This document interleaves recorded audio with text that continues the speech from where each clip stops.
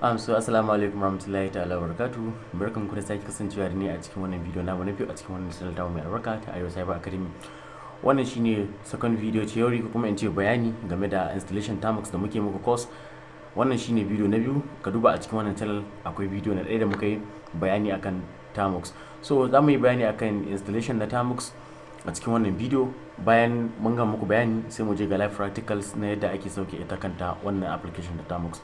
Okay, so yau 26 ga watan uku shekara ta 2026 ni wanda ke kawo muku wannan tutorial ko kuma ni marubucin wannan files in ko kuma in ce script in sunana Fulani wanda aka fi sani da umaransi a duniyar internet. Ga number wayar mu idan kuna son ku aje mana sako na kai tsaye, idan kuma ba ku same mu ba za ku iya aje mana email akan official arewacyberacademy gmail namu, za mu duba insha Allah. So a yau darasin mu na yau shine Termux installation, ya ake installing na Termux. Okay, so Termux different sources of installation. Muna da wurare kala-kala ko kuma in ce wurare daban-daban da za ka iya samun Termux. So za mu kalli a ina za mu iya samun Termux kuma me bambancin kowace kala.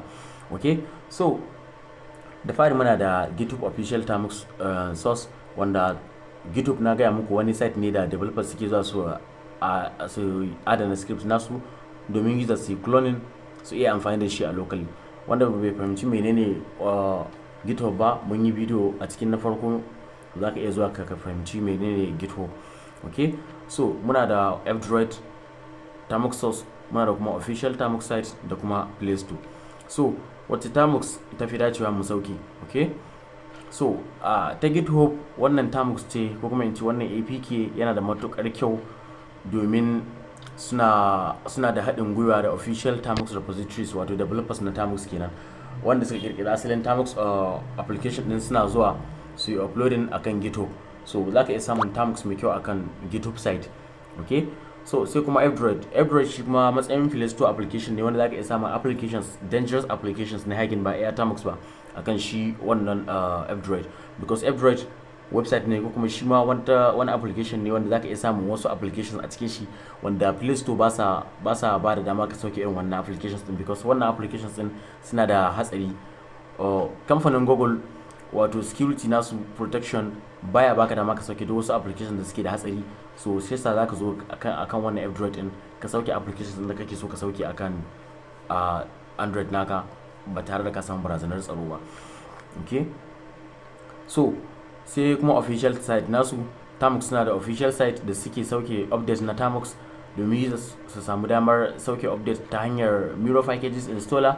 Wannan official site na Termux yana da nasu tana da matukar karfi sosai. So shine asalin site nasu. Suna da official site nasu wanda suke dora update haka ko kuma irin yadda suke dora wani information haka, because na gaya muku Termux tana akan wani tsari wanda yake baka dama kai mirroring na wasu files haka, kamar aka ce mirror shine abin da yake can shine yake nan.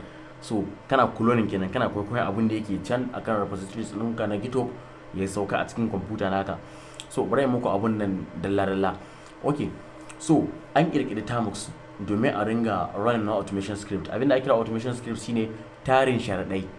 Okay, tarin sharadai wanda ake zanawa domin user ya iya ansa wasu tambayoyi ko kuma kan wasu tsarurruka wanda suke baka dama kai running na tambayoyi ɗaya bayan ɗaya. Okay, so idan aka ce haka kenan kun ga yana yiwuwa kai wannan script din ba kai ka rubuta shi ba ko kuma baka iya rubuta shi ba. So zaka iya bari wanda ya je yayi sai ya upload na a GitHub, kai kuma sai ka je kai kwaikwayi daidai tsarin yadda yayi abun. Okay, so duk da na gaya muku cewa za mu fara automation script developing akan wannan channel tamu, so in kuka bi ni insha Allah zan dinga nuna muku da ake wannan automation script kuma yadda zamu dinga kai shi akan GitHub wasu su je su kwaikwaya. Okay, so muna da Termux ta kan Play Store. Wannan Termux ta outdated ce domin kuwa AI programmers ne suke iya sauke ta ba tare da ba ta baka access na duk wasu malicious tools akan Termux, because na gaya muku Termux tana baka dama kai developing payload. So wannan damar ba za ka same da ba idan ka sauke wadda take akan Play Store. So an yi restricting inta ba komai ake baka permission kai ba, because it's very dangerous a ce ka sauke wasu files akan Play Store wanda suke da hatsari sosai. So Termux ta kan Play Store ba ta cutarwa, so an riga an yi scan nata an cire duk abin da yake cutarwa. So kun ga kenan anan za mu iya sauke F-Droid ko kuma ta GitHub ko kuma ta official ita kadai ce, su kadai ne suke da kyawun da idan muka sauke su ba za mu samu wata barazana ta tsaro ba. Okay, so ta Play Store ko mun sauke ta ba za ta yi mana aiki ba because an riga an yi restricted nata, ba komai take iya yi ba. Okay, so me ya kamata mu yi bayan mun install na Termux? Bayan mun install na Termux za mu canza repository domin samun network, domin sauke repository mai karfi. Na gaya muku abin da ake kira da repository shine kamar folders haka da suke kan GitHub. Developers suna zuwa su zazzana abubuwa sai su kai saman GitHub su adana. To kai kuma za ka yi amfani da tsarin Miro wanda zai baka dama kai clone na abin da ke cikin GitHub site din nan don ya sauka a cikin Termux naka. So muna da buƙatar mu canza repository ga command din nan, Termux change repo.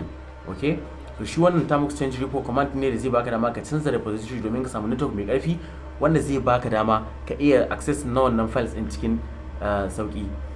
Okay, so za kuma mu bada permission domin mu samu damar access na Android files namu. Okay, so idan aka ce permissions wanda zai ba mu dama mu yi access na Android files namu, kun san na gaya muku ita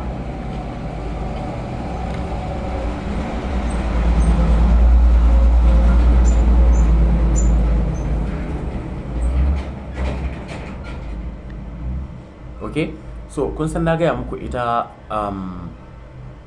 Termux wata emulator ce, kuma in ce wata computer ce da take zaman kanta akan Android naka.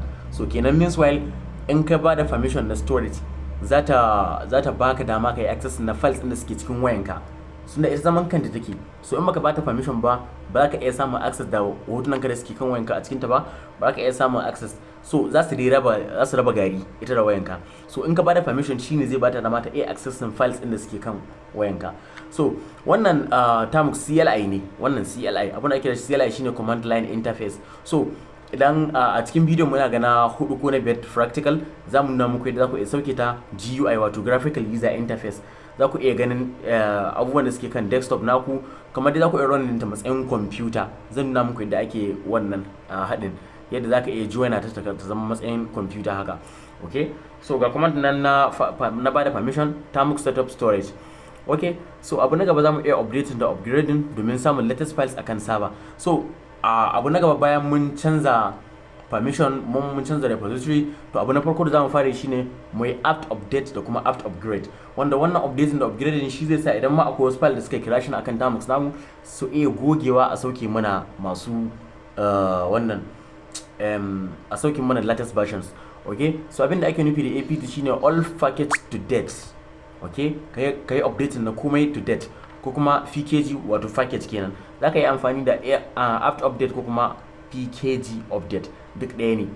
Okay, so za mu fara bayani akan packages. Menene packages? Okay, so kuma wani packages sai kamata mu sauke akan Termux. Okay, so idan aka ce package shine duk wani application da ya kunshi komai da komai an riga an yi shi, kai amfani kawai za ka yi da shi, shine ake kira da package.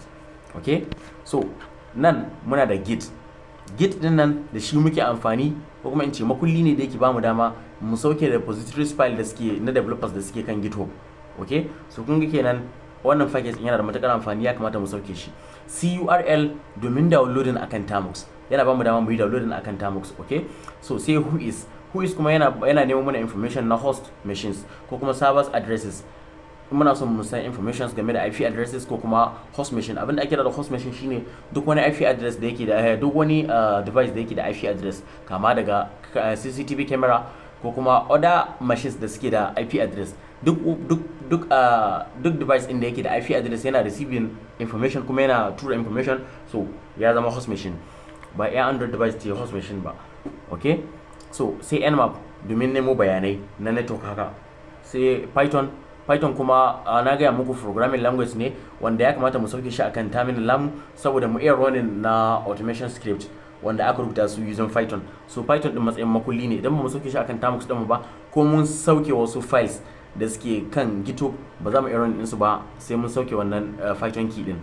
Okay, so sai kuma file shi ma programming language ne. Sai kuma libkaka domin solving na Miro connect fail issue. In kana son kai downloading wani lokaci ba network zaka ta dinga baka bad error network. So wannan shine karshen bidiyon mu na biyu insha Allah. So za mu fara practical na yadda ake sauke Termux akan Android.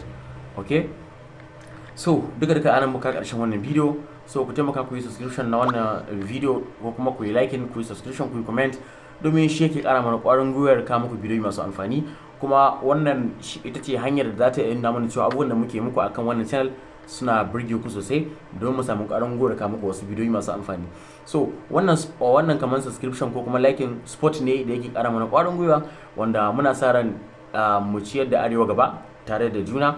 So za ku iya aje tambaya abin da ya shige muku, insha Allah za mu ansa muku ba tare da bata lokaci ba. Okay, so duka anan muka karshen wannan bidiyo. Mun gode.